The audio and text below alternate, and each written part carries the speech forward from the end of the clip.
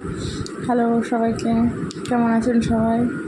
আমার একটা অতি সাধারণ রান্না নিয়ে চলে এলাম আপনাদের সামনে। তো এটাকে আমরা চিচিঙ্গা বলি, আপনারা কি বলেন অবশ্যই জানাবেন। তো প্রথমে চিচিঙ্গাটাকে কেটে নিয়েছি, তারপর কড়াইয়ের মধ্যে তেল দিয়ে কালো জিরা, শুকনো লঙ্কা দিয়ে পেঁয়াজ দিয়ে ভালো করে পেঁয়াজটা ভেজে নেব। তারপর একটু হলুদ দিয়ে দেবো। তারপর এরকম ভাজা ভাজা হয়ে আসলে চিচিঙ্গাগুলোকে দিয়ে দেবো, দিয়ে আবার একটু নাড়াচাড়া করে ভালো করে ভেজে নেব। তারপর একটু লবণ দিয়ে ভালো করে ঢাকা দিয়ে সেদ্ধ হতে দেবো, জলটা বের হতে দেবো। ঢাকা খুলে একবার দেখে নিই কেমন হয়েছে।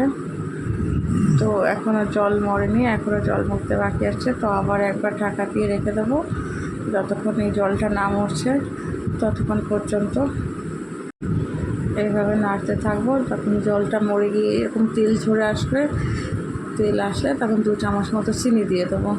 তারপর আবার ভালো করে নেড়ে নেবো। তারপর ভাজা ভাজা হয়ে আসলে, তেল ছেড়ে আসলে দেখুন খুব সুন্দর ভাজা ভাজা হয়ে গেছে। খেতে যেমন ঝাল ঝালও হয় তেমন মিষ্টি মিষ্টি হয়, খুবই ভালো লাগে খেতে।